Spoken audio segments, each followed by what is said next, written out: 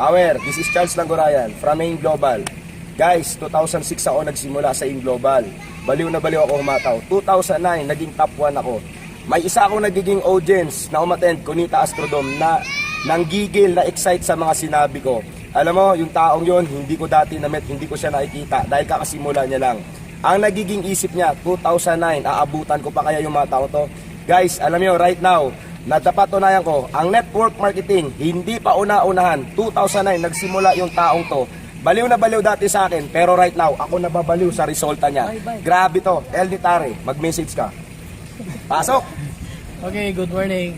So, kami pala yung mag-asawang Elni at saka Anetare. So, galing sa isang maliit na isla ng Bohol. O, totoo yung sinasabi ni Up Charles. 2009, first attend namin ng anniversary ng AIM Global. Papasok din namin doon. Nakaupo lang ako sa dulo ng Cunita Astrodome. Nanood sa kanila, nag-share siya, umakyat top 1, first nagtanggap ng profit sharing. So, nasa isip ko noon, kasi bago kami, first time din namin nag-network marketing. Hindi namin talaga alam yung network marketing. Yung nasa isip namin, maabutan ko pa kayo yung taong yan or makasama, makaibigan ko ba yung taong yan. Kasi yung nasa isip ko yung network marketing dati, una-unahan lang yan, tama, di ba? Tama, oo. So, akala ko, nung pumasok kami sa AIM, 2009, akala namin huli na kami, akala namin hindi na namin sila maabutan, hindi na namin sila makasama, kasi huli kami. Pero grabe yung resulta.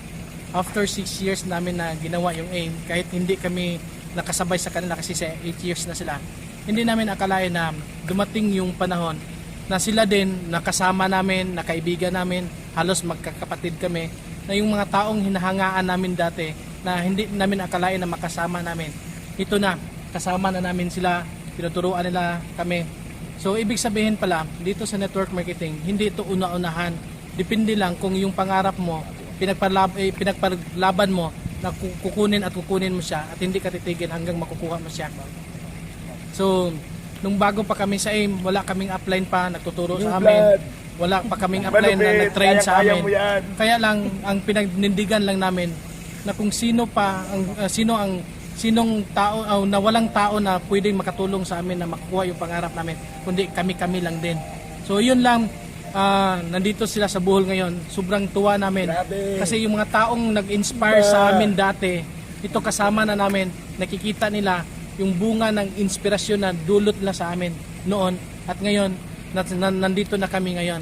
Dahil sa mga taong ito, pati si Idol Janwe nung nung sumabog yung pangalan niya sa AIM, iniidolo ko na din siya na kahit na lang magkaibigan na kami or magkamayan ko lang yung mga taong ito. Ngayon, hindi lang nakamayan, pwede mo pa silang yakapin. Guys, una-una sa global, walang nahuli. Walang bago. Bago ka man sa networking, basta sa AIM Global ka, kaya mo magkaroon nito. Guys, AIM Global, binago na yung sistema.